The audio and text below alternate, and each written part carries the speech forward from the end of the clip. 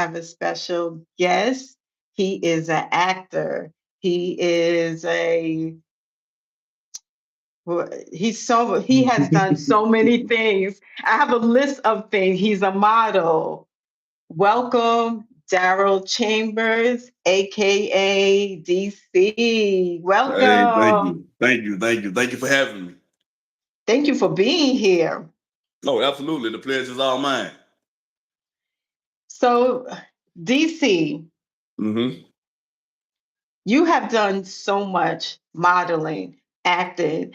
I think I read that you were eye candy for Essence, something like that. Yeah, I was Essence Magazine's Eye Candy in 2012. I think that was a great honor to actually have and to even be a part of Essence. Period. I feel like that was something that was great, and it was a major blessing to me personally as well as my career. And how did someone find you? How did you got nominated? How was that? Interesting story. I went to Essence Fest, and I was actually there. I'm not sure if you saw the movie Girls Trip before. I Have you did. ever? I have, Okay, yes. yeah. So the guy, I think it was Kofi playing that role. I think. Anyway, the lead guy, I think it was Kofi. If I'm not mistaken. But anyway, long story short, he was a brand ambassador in that movie at Essence Fest. Okay. So in real life, I was a brand ambassador that particular year in college, just trying to make a little extra money. It started out doing something, I think in Birmingham. It was like the lead up to Essence Fest, and so I went to Essence Fest, and I was doing brand ambassador work for. I was doing brand ambassador work for Walmart, and Hmm. it's crazy. The street team was coming around passing out the flyer, basically saying, "Hey, we have a a male eye candy showcase going on this stage over here." So me already, being into modeling and knowing what I want to do with entertainment, I asked the lady who was over us. I'm like, "Hey, look, you mind if I kind of run over here to this showcase for a minute, real quick?" Hmm. Long story short, I went over there. I was over there longer than I should have been. I should have been over there working with Walmart. But what I ended up doing, I went over there. I got into the showcase. I ended up winning the showcase, and so of course they had the pictures in the magazine and everything of that nature. But after I won, a lady came to me and she was like, "Hey, come here real quick. Let me give you my card. I want you to send me an email because I want to make you the Essence Eye Candy." She said, "Send me an email when you get back to Alabama, and we'll see what we can make happen." Long story short, that was the editor in chief of Essence Magazine at the time, and Okay. so when I got back to Montgomery that Monday or whatever night, that Sunday or Monday morning, whenever it was, I sent her an email, and she responded and she was like, "Oh, by the way, thanks, Frat." So she's the sorority sister to my fraternity that I'm a part of, and it was just one of those things. We made it happen. I sent her the email. I think maybe a few weeks later or the next month, I was Essence Magazine's Eye Candy. So basically, I turned what I was doing into a bigger opportunity. It went from just me trying to get a little extra money as a college student to Hmm. actually now I'm in Essence Magazine. That is crazy. Absolutely. But I've always been one of those people though. I'm gonna make it happen. I'm gonna hustle. I'm gonna seek out every opportunity. I'm gonna talk to people. If I see it's anything that could benefit me and my career and what I'm doing, I'm gonna take that opportunity because at the end of the day, yeah, I was there to make a little extra money, but God had me there for a different reason. right. And you were supposed to be there at the right time. Absolutely. And Absolutely. that's the thing. Closed mouth don't get fed. Never. So I'm glad you took that opportunity. So I have some questions for you. I hope I Okay. have some answers. I hope so too, because it's going to be a long. Oh. So for those who is meeting you for the first time, who is Darryl Chambers in your Hmm. words? Okay. I'm glad that you said it that way. Darryl Chambers, because Darryl and DC are two different people. Yes. Darryl is a very shy kid from a small town of Valley called Valley, Alabama. A guy who is very silly at heart, a very, very innocent, shy person on the inside, a caring person who will help anyone. Love to talk to people, really has feelings for people. You know, in this world today, it's a very cold world, and a lot of people don't care about people anymore. I really do. I really care Hmm. about people. I really have love for people. You know, I really don't like to see a lot of the madness that's going on in society and the world today. So Darryl is a very, very Southern boy, a silly boy who real silly boy because I'm silly in real life. I love the joke. I can Who see just love, that. yeah, who just loves to have fun and loves to spread joy in the world and loves to Hmm. progress. Nice. So you are from a little town in Alabama, Yes, and ma'am. Yes, ma'am. Valley, Alabama. where is that? Valley, Alabama is on the borderline of Georgia. It's right by West Point, Georgia. If anyone knows what it is, you know, if that's not familiar to you, it's maybe it's 15 minutes away from Auburn. What 15 like 15 minutes away from Auburn, Alabama. Okay. 15, 20 minutes, maybe like an hour and a half away from Montgomery, Alabama. So yeah. Oh, oh, okay. So Yep, I like heard, an hour from Atlanta. an hour from Atlanta. Like an hour, 20 minutes from Atlanta. Oh, that's not far. So what inspired you to start acting and modeling? What inspired it? So I've always wanted to be in entertainment of some sort my whole life. Like always wanted to. And it was one of those things where, you know, my mom's coworker saw my prom picture and she was like, "Has he ever tried modeling before?" And you know, me at the time I was playing sports, and I'm like, I'm not about to try that because I didn't think that it was the manly thing to do. I didn't think it was a masculine thing to do. You know, just being honest, Yeah. I didn't. I thought it was a Hmm. woman's game. Hmm. And you know, I gave it a try. I reached out to a guy in my hometown who actually had a calendar.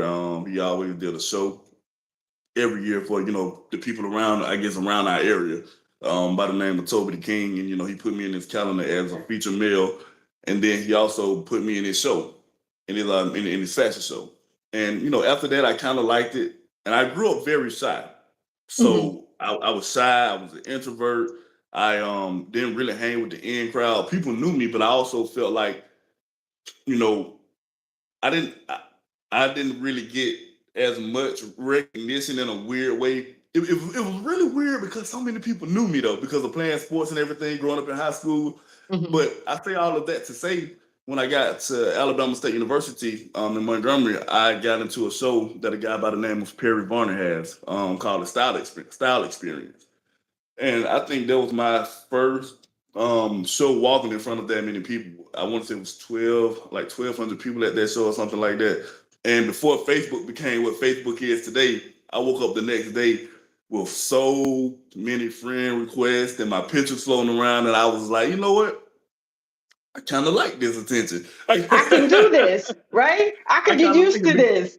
Exactly, because the thing is too, I was a very skinny kid growing up. So Okay. I started working out, honestly, maybe at like the age of 18. And so once I started gaining a little muscle, and getting into fashion shows and everything, and then I was, have my shirt off sometimes, and I was like, oh man, I really, really like this attention now. And then I You was actually found definitely out feeling yourself. I was feeling myself, and I did a modeling gig for this girl who I went to college with by the name of Jessica. Okay. I'm forgetting Jessica's last name. If she watches this, please forgive me, Jessica. Forgive him. But Jessica Anthony, Olivia Okay. Anthony. That's what Olivia Anthony. And she had me wearing a shirt line. She had a t-shirt lunch, and at that lunch there was a boutique modeling agency by the name of Red Models at the time. They were Hmm. there, and they came up to her, or either they reached out to the lady over the agency. It was representatives of their agency there, and they wanted to sign me. And long story short, they signed me, got me some gigs, and that's when I realized I could start making money from modeling. And after that, the entertainment thing is just always what I wanted to continue to do. Okay. So you started at what age? I started at the age of 18. 18? 18. I was still playing sports at the time too. So, one of them things, it was like just trying it out to see where I was gonna go with it. But I started at 18. And what sports were you playing? Basketball. Okay. Yeah. Okay. So, do you have a dream role or a character do you really want to play? It's odd. One thing that I've always wanted to do was is being a biopic. Now, honestly, who would I ever play? I have no idea. There's no one that I can even picture myself playing nor imagine myself playing. First off, I'm 6'6", so I don't know who in the world I would be playing that's 6'6" in height. Um A uh basketball player? maybe a basketball. Yeah, it would have to be. I don't know who it would be, but Right. whoever it would be, it's some type of biopic. That would be like my dream thing because I feel like it would make me put in so much work. It will make me Mhm. put in so much work from just my southern dialect would have to Mhm. it would have to leave, like so it would make me really embody a character to a level that I've never had to do before. Okay. So, I hear you have an accent. Does Mm. that, how does that affect your roles? Um, it doesn't really because Really? I'm me at all times, and I feel like I'm gonna try to bring me to whatever it is that I'm doing. Now, mind you, acting is you don't want to be yourself, but it's also the act of being, and a lot of people they really embrace that. And I used to always tell myself like, man, I'm so country. I'm country. I'm like too country, but I embrace it. I Right. embrace it now because one thing about it, I listen to people all the time like Steve Harvey. Steve Harvey never changed up his accent, not one Mhm. bit. No matter who, even if they told him he needed to, he never did it. And now he's one of the biggest voices in the world. Ricky Smiley, one of the biggest voices in the world, right there from Birmingham, Alabama. So it's a part of me now. So I don't think that it hinders me as much as I Mhm. would think that it would. A lot of people actually like it. Okay. I know there's an actor, he has a British accent, Mhm. but when he goes on these different Mhm. roles, you would never know You that. would never know. Yeah. Yeah, So, it's a lot of people like that. It's a lot of British actors that are like that. I've got one player, Dr. Martin Luther King Jr. You would never know that he's British. The guy, and I'm forgetting their names. I yeah, promise you, I'm forgetting their names. And I see the face, but yeah, yeah. I'm seeing the face. Hmm. The guy who plays Lamar from BMF, he's British. You would never be able to tell. Yeah. It's quite a film. I think Dangerous. What is it? He just I forgot how to say his name, but I think he is Don't, as well. excuse me. Excuse me. Don't forget to say his name. It's Idris. Idris, I Okay. know Idris Elba. I know Idris Okay. Elba, not Idris Elba, but it's another Okay. one. I think it's I just didn't want you to Dangerous. forget his name, okay? Yeah, I just I I know, just I know who Idris Elba is, but he has an accent as well, and he can play a his role where accent. you would never even know it. Yeah. So a lot of those guys they can really really cover that up. They feel like they have great training, extensive training. Hmm. And but for me, I'm a realist, and I know my lane as well too, and I know the type of role that I want to take on. Now, I'm also one of those people. I might switch it up on. Hey, great, how you doing today? Amazing. Wow. Are you serious? You're kidding. You know what I'm saying? So then I can go Yeah. back to right like this. You know what I'm saying? But yeah, I'm just me, and I embrace my countriness you know, to the fullest. It works for you. Absolutely, Have you gone to acting school? absolutely, Mm. absolutely, absolutely. Okay, so I have another question.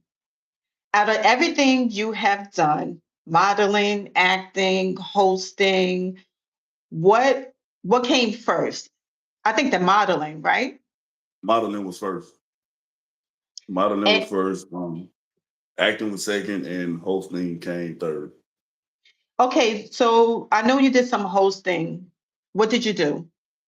What did you Okay, so host?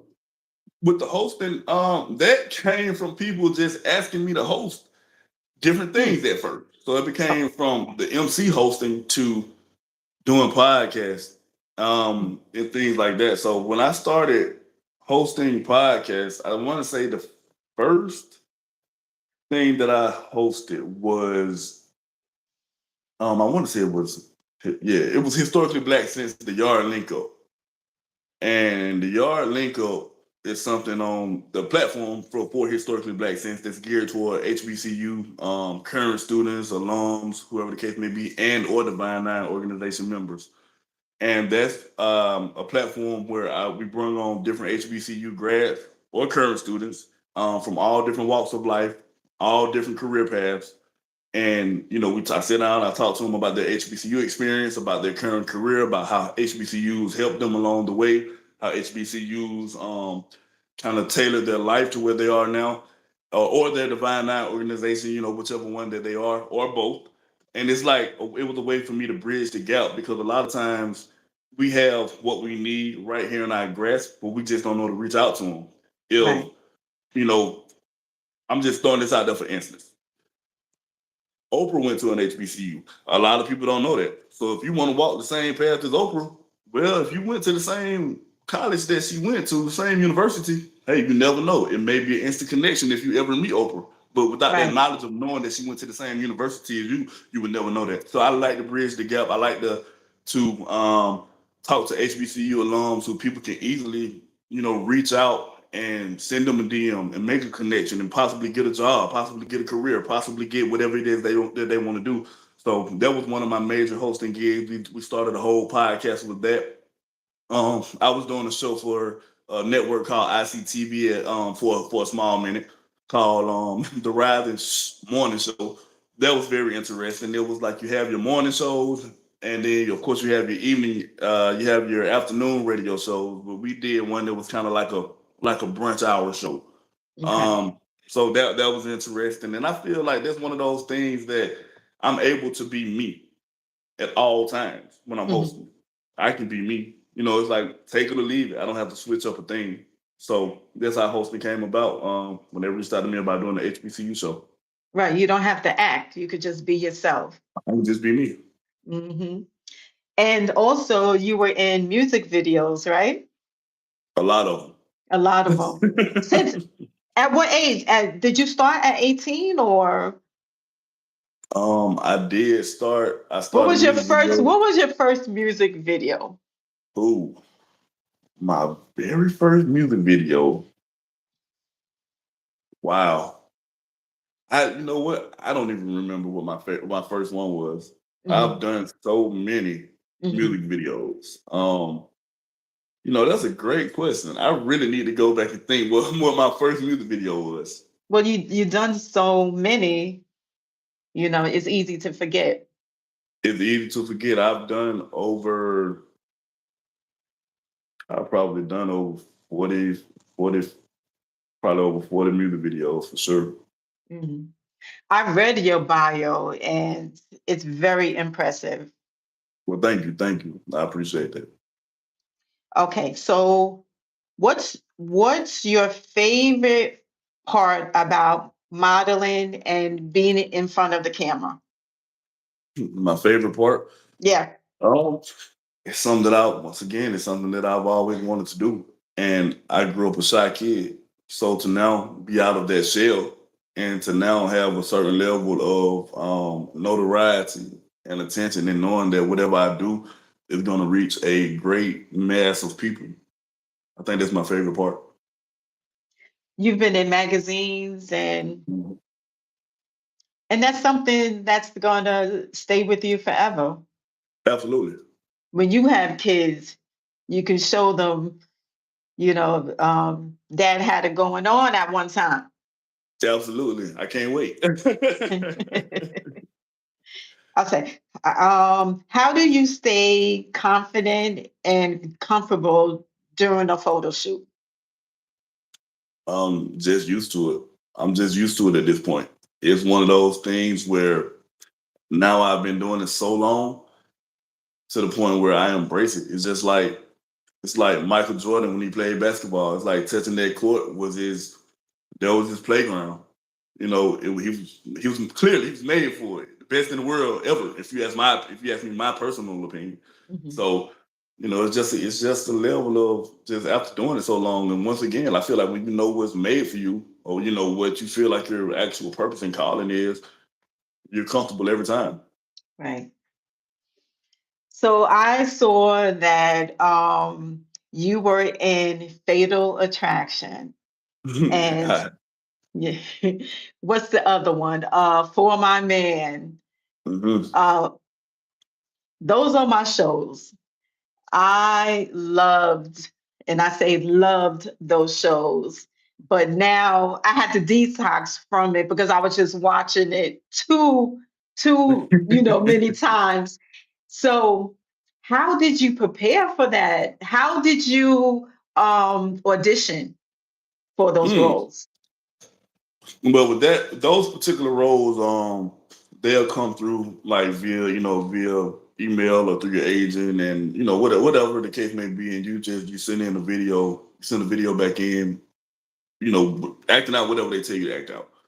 Um, I think preparing for it, it's kind of weird. I think it's hard to prepare for that in a sense because, in my personal mind, I think it's hard to prepare for something that is so real. Because I think you're taking it on as like this is the character that I'm playing. Yeah, you're playing the character, but the But it's character still real, is right? very real, and a lot of these people are still locked up in jail while you're portraying their life, and Right. they'll probably see it, and they have real family. Like these aren't cases that happened back in like the '60s or the '70s. These are Right. like more modern cases. Yeah. So I'm as me just taking it on as a character of a fictional character that I'm playing. Yeah, I have to realize like, wait, this is nonfiction. Okay, so what was the video you had to send? Like, what did you have to act out? I, it's crazy. I don't really remember, and I say that because the For Mhm. My Man episode was in 2018. Okay, The Fatal fatal attraction. Attraction was like 2000 and I think one of those was 2018, and the other Okay. one was probably 2021 or something. So it was one of those things where I don't even remember what it was, to be honest. Hmm. But okay, so how did that affect your life? Because you got to keep playing the role over and over and over, but you still have to live your life. So how did that affect your life? Well, that doesn't, because I'm so silly in real life to the point Uh-huh. where it's like I'll snap out of it, and I don't like heaviness anyway. Like, Hmm. I'm a person who I watch sitcoms all of the time for the most part, or I listen to a podcast or something like that. So I'll just go right back to my happy place, so to speak, Yeah. and just get out of it, because I know that like I say, that's a real life situation that personally I don't ever want to be in. I don't want to live it, so I don't even want to get into that character. Like a lot of people who method act, my hat's off to them, because you can really get stuck into that. And that's something that I never want. I don't even want to practice method acting. I want to try it maybe once, but I don't. I like to snap out of it when it's over. I was just about to ask you, like, if a role came and um, it was heavy, and would you take it? I would take it. You would take it? I would take it. I would still take it. I would take it. I just don't. It's nothing that I just want to be set in though. You Okay. know, but I would definitely take it though. Hmm. Okay. Okay. So, what sacrifices have you had to make for your career? Any Sacrifices. sacrifices? Yeah, yeah. You sacrifice a lot of time for sure. There's Yeah. a lot of time that you sacrifice because um, the timing and the scheduling can be so demanding. You sacrifice a lot of relationships sometimes because you can't go out and plan a lot of things that you want to plan when you want to plan it, due to not knowing or scheduling a lot of time. A lot of times you have to have open availability. When you'll get a breakdown of a project, and it'll say, "Are you available from January 1st to March 3rd?" And Oh, it's just like that's a quite a big chunk of the what yeah, I'm saying.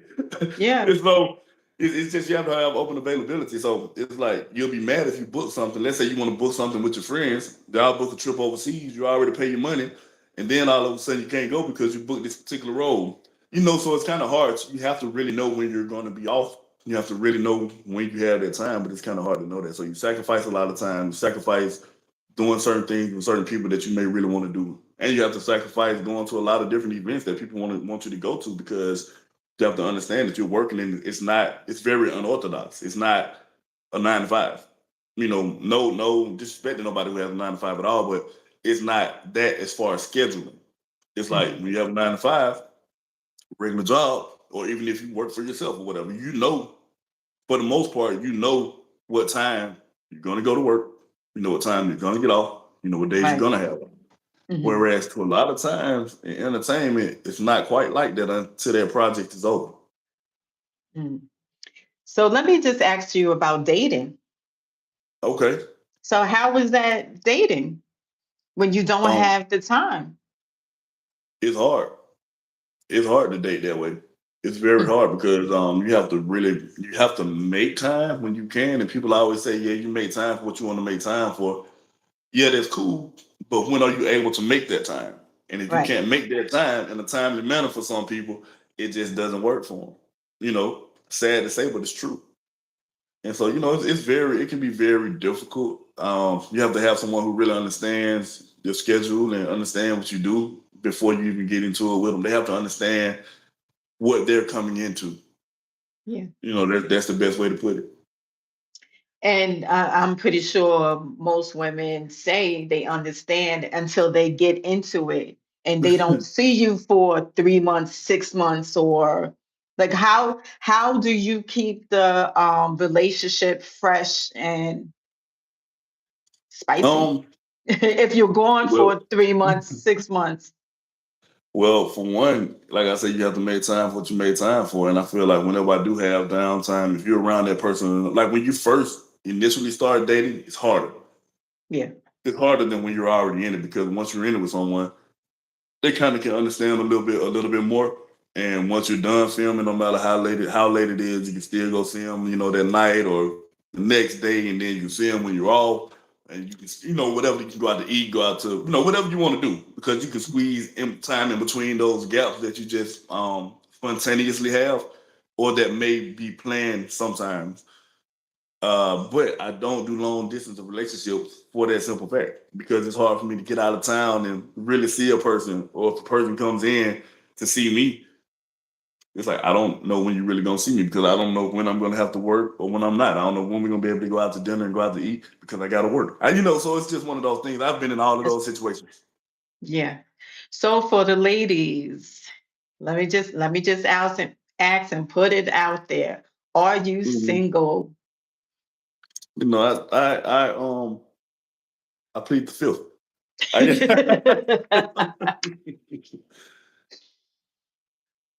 I'm just gonna leave it as that. I plead the fifth. Okay, we leave it like that.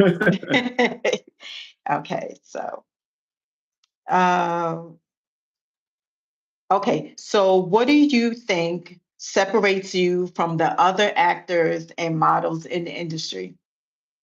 The thing that separates me is that, not to sound cliche, but I will because I feel like in the industry they try their best to work hard to, make it further. So I won't say that I work any harder than the next person. But one thing that I will say is this: I feel like early on, um, I know the grind that I was putting in, and I know I had a strategy of a grind that I was putting in, and I was doing it, and I was going, coming back and forth to Atlanta a lot, even when I was in college, just trying to make it work, making that drive after class, staying here for the weekend, driving back Sunday night or Monday morning before class. So I know that I was doing that. I can't say that anyone else wasn't doing it from wherever they were coming from, but I can only say that's why I feel like I stood out because of the groundwork that I put in early on.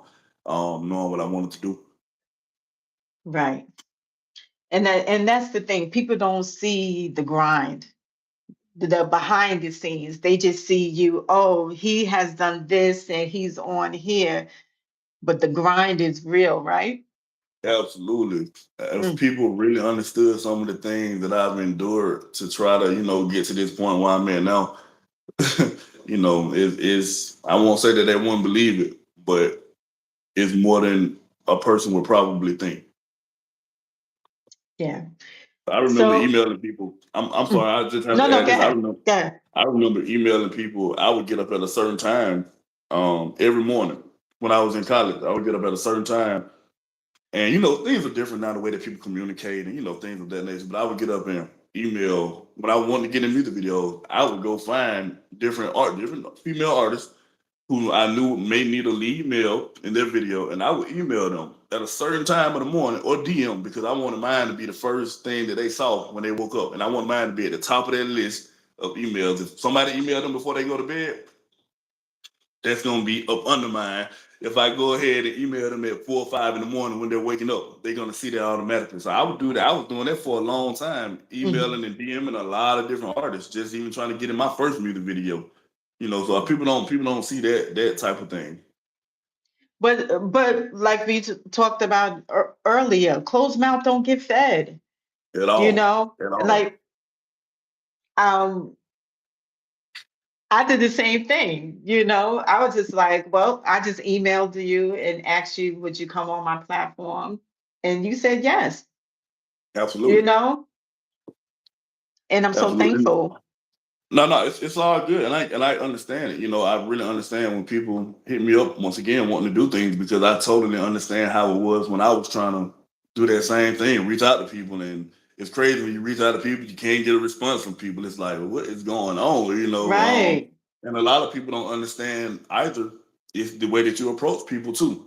It is. I always approach people with, "Hey, good morning or good afternoon," or "I hope all is well." Yada yada. I'm such and such.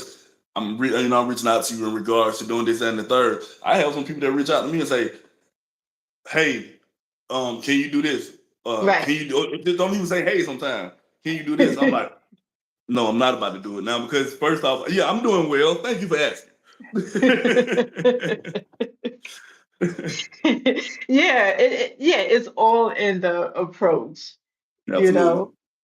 So we all know that you are on the Country Wayne skits Hmm. as DC.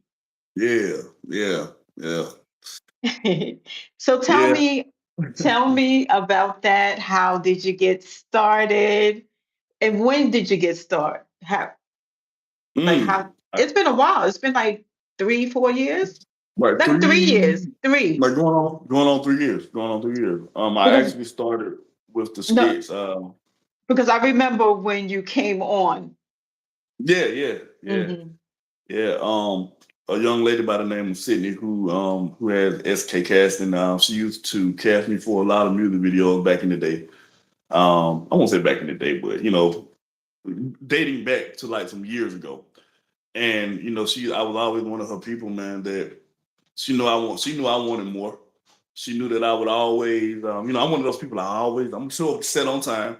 I'm gonna do what I'm told to. I'm gonna have a great attitude about what it is that I'm doing, and I feel like that's why a lot of people like to work with me. So the thing is, she was like, she knew I wanted more. She seen that I was diligent about doing what it was that I needed to do on her particular sets.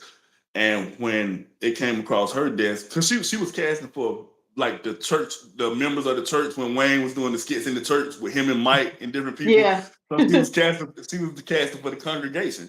Hmm. And I did that like maybe like one time, 2 times. And so when Wayne was looking for Erica, if you're gonna say it, I'm gonna say it, baby daddy, because that's what we refer to it as on the skits. When it's It looking for is. Erica's Right, right. baby daddy. Hmm. Um, she sent. I mean, Sydney. She came to me and said, "Hey, they're looking for for Erica, baby dad on Wayne skits. She's like, I want to send your stuff over if you're interested." I said, "Absolutely." So she sent over my information, my headshots, my reel, my resume. She sent over everything to them. They liked it. They liked my look. So I went on set that particular day. Um, well, like the next day or so, went on set, and I honestly don't. I think I was supposed to be on there just for maybe a few skits, to be honest with you. All right. And when I came on, Wayne, they just, he liked my vibe and, just what I brought to the table. And when I say my vibe, I mean, that's what Your you do on energy. set, your Hmm. energy Hmm. off set when you're just sitting around talking to people. So I guess he just liked what I brought to the table. And that's when he extended my storyline to make me his security guard. And I so now remember. before you know it, I'm a little bit of everything. I'm Sarah's husband. I was Wayne's ex security guard, Erica's baby daddy, Jada's father, the owner of the barbershop. You know what I'm saying? I was just throwing Yeah. everything down. So that's how it started. It started from a young lady who used to cast me for a lot of music videos. She sent my stuff over to him. Went on for a skit. Wayne extended my storyline, and I'm still here today. I just remember when you told Wayne how much you used to make at your other job. Yeah. And I think it was like 70,000 or something. And he was just like, oh, oof.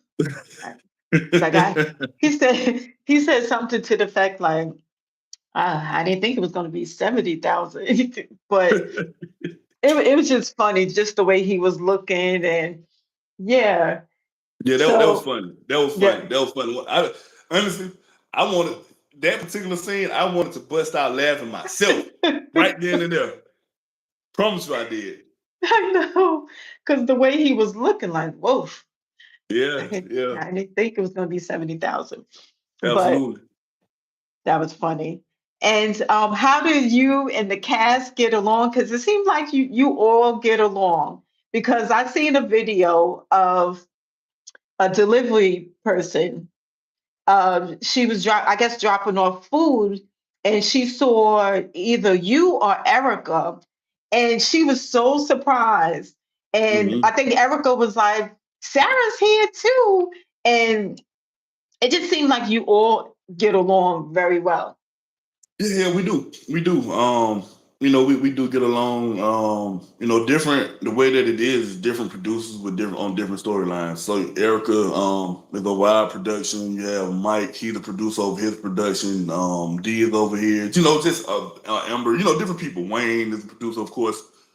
But we do get along. That particular instance that you're talking about, yeah, we were filming skits and we ordered food. We ordered DoorDash. Yeah, And so the young lady, like normally, somebody else there or our videographer would go to the door to get the food, but they was doing something. So I went to the door that particular day, yeah, and she was a fan of the show, and she was like, "Oh my god, like DC Country Wayne," and yeah, so when she yeah, said it, I realized that she was a big supporter, and then I was like, "Hey, Erica, come here," Then yeah.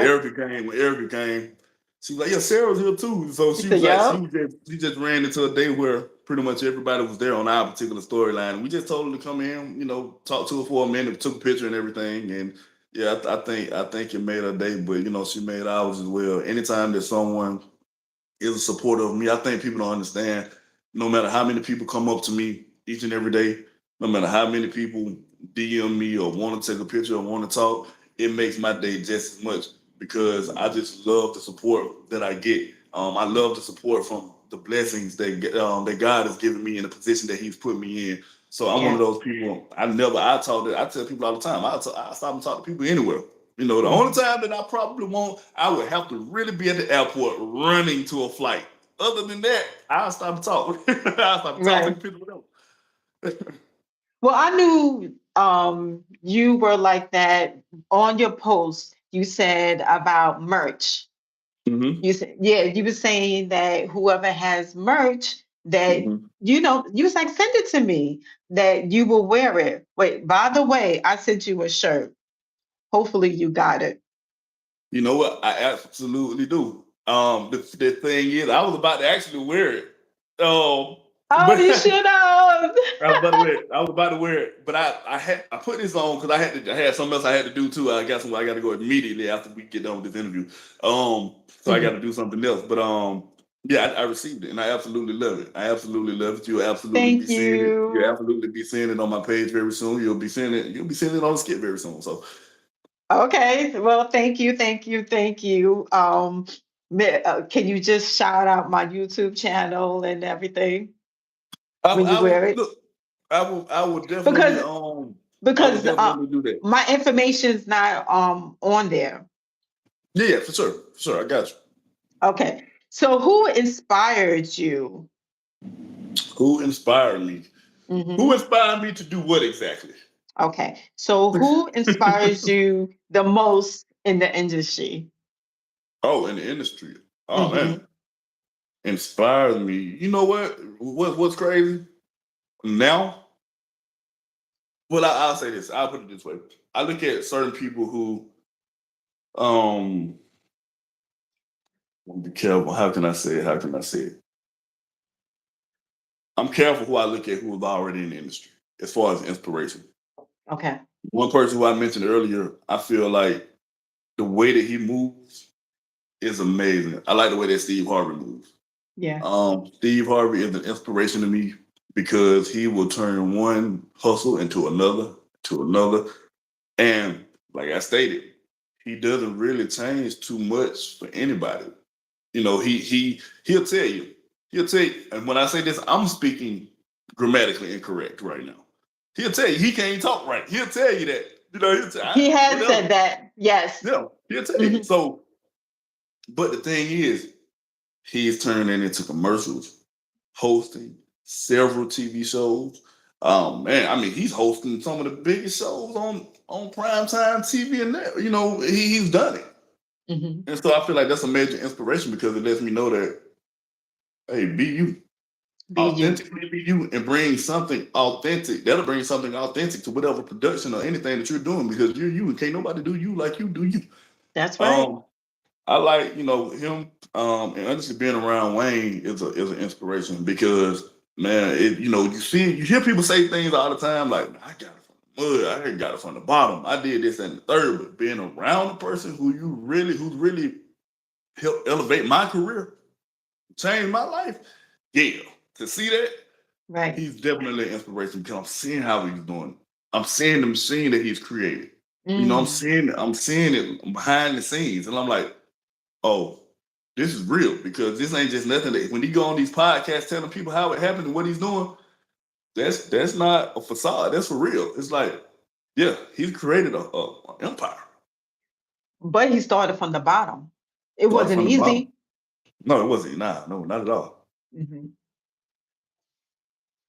Okay. So, what's the best advice someone has given you? Mm. The best advice that someone has given me. Um, You said something on your post about mm. your grandmother. Oh, what? To have people talking. You must be doing well, something right to have people talking. so I've never heard my grandmother say that at Okay. all. Never heard my grandmother say that or anything. But what I will say is this: personally, myself, if why is the phone ringing? I You know what? Is that very loud?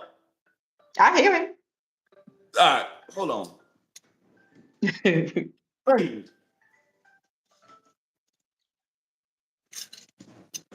All right, my bad. It's So, okay. my grandma didn't say that. Uh-huh. Um, that was just something that I really heard. I Oh, just always hear like, yeah, you know, hey, people gonna talk about you when you do it, doing good. People gonna talk about you when you're doing bad. And I've always heard that. So it's one of those things where it's like, yeah, people are going to talk about you when you're doing well. People are going to talk about you when you're doing bad. People are going to talk about you when you're doing nothing at all. The main thing is they're talking. And I feel like now it's so crazy, even when people are talking about the characters, many people that does talk about the character on the skits, I don't care about that. But I have so many people that will come on my personal page on the things that has absolutely nothing to do with a skit talking junk. I mean, they thinking I ain't gonna talk junk back. I don't know why they think they finna come on a public platform and me not say nothing back. And then whatever you're saying, you're not gonna say in real life. But it's right. one of those things where it's like, okay, well, you know, people are gonna talk regardless. And I Hmm. love it because I'm I've moved you. And Cam Newton said this. Cam Newton said, you can sit here and say whatever it is that you want to say about me on my podcast or whatever. I moved you into some way for you to have something to say about me. That means you Right. took the time in the day out of, you know, you took the time out of your day to give me some of your energy. Right. And on top of that, I love the comments though, because the comments to me that just runs up, that just runs it up a little money. So Yeah, and that's funny because yeah, good comments, bad comments, yeah, it just runs it up. absolutely. What was gonna say? So do people mix you up, DC and Daryl? They mix Um, you up or they will. They have to get to know me. They hmm have to really get to know me to really understand the difference. DC is the partier. DC is a when I go outside of that door and people, it's just me. But when I'm at home chilling, when I'm around my family, my friends, my loved ones, significant other, that's who I want to know Darryl. That's who I want to get the caring, the loving, I'll do whatever, for you type of person. right. But yeah, DC is just a partier, silly, outgoing. I mean, yeah. Who knows what what he might say. They got to be a wild Right, right. card. Yeah, DC is something else. Okay, so what advice would you give to someone who's watching who wants to start acting and modeling? Do your research. Make sure it's what you want to do. Because I think a lot of times people they want to go into it because of what they see on camera and on screen, but they don't understand the time that it really takes. They don't understand what all really goes into it. And you have to have certain level of headshots. You have to build up your reel. You have to build up your resume. A lot of people think that it's a get rich quick scheme, and it is definitely not that. They think it's a get noticed real quick, and it's really not that either because there's so much work that has to even go behind what you're doing on screen to even really get the recognition that you want to get if that's what you're going for. And you talking about the money. If you just in it for that, I'm not gonna say if you just in it for that, but It's going it's to it's take going time. it's going to take time. It's going to take Hmm. time. So my advice is to do your research. Make sure it's something that you want to do. Talk to people who are already doing it, so they can really give you talk to credible people who are already doing it, so that they can give you some real advice. Make sure it's somebody who you know that's really doing credible things versus just doing it. If that makes sense. Yeah. Um, yeah. So it's like use your resources, network like crazy. Network. I always have a great attitude. So those are my things. Network, have a great attitude, reach out to people, do your research, know the timing that it's gonna take. Yeah. And okay, did you have a mentor? Did you have someone that you could can turn to? I fell on my butt so much because I did it. I did Mhm. not. It was all trial and error for me. Um, I've dealt with people who I wish I never would have dealt with. I've stumbled in the industry, and I have a story that's sometimes similar to what people say in the music. You know how they'll have a management who really didn't have their best interest at heart, or they made just different things. As far as money, people trying not to pay you certain things. I've been through all of that, but I'm glad that I did now Mhm. because I can tell anyone who wants to get into this industry, I can tell if they come to me, I can tell them I wouldn't go that route if I was you, Mhm. or I would take this route, or I would do this, that, and the third instead. So I Mhm. didn't have anybody to talk to about it. So you learn from your mistakes. I learned from my mistakes. I feel like I was that one that I feel like I had to go through those things to help whoever is asking me about advice. I guess that was the reason. Right. So this is the last question. What Okay. can we expect from you in 2026 and beyond? 2026 and beyond. Hmm. I have a few projects that I filmed that I can't wait to be released. I think it's going to be. I think there are going to be some pretty good ones. I think that you're going to see me just continue to elevate, continue to do some things that I probably haven't done before. Definitely trying to get into some more hosting. So yeah, that's definitely what you're going to see. And I have something I've never. haven't even put it out yet because I feel like it's still early. But I'll say this: something real big is gonna happen in February for me. In Mobile around Mardi Gras. Mm. Um, there's gonna be. I'll say this much: I'm gonna be a grand marshal on the float. At the Mardi Gras parade, Oh, and that's uh, nice. also, yeah, also there's gonna be something else major that's gonna happen pertaining to the city giving me something.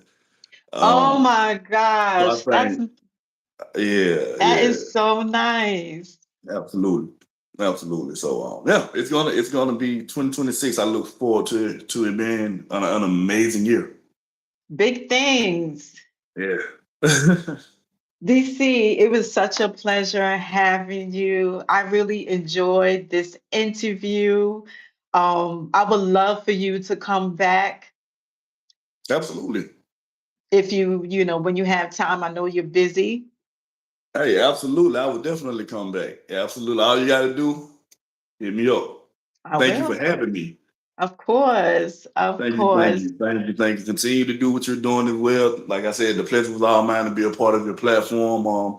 I appreciate the shirt and the merch that you sent me, so you'll be seeing that soon. So I'm very very appreciative and grateful. Thank you.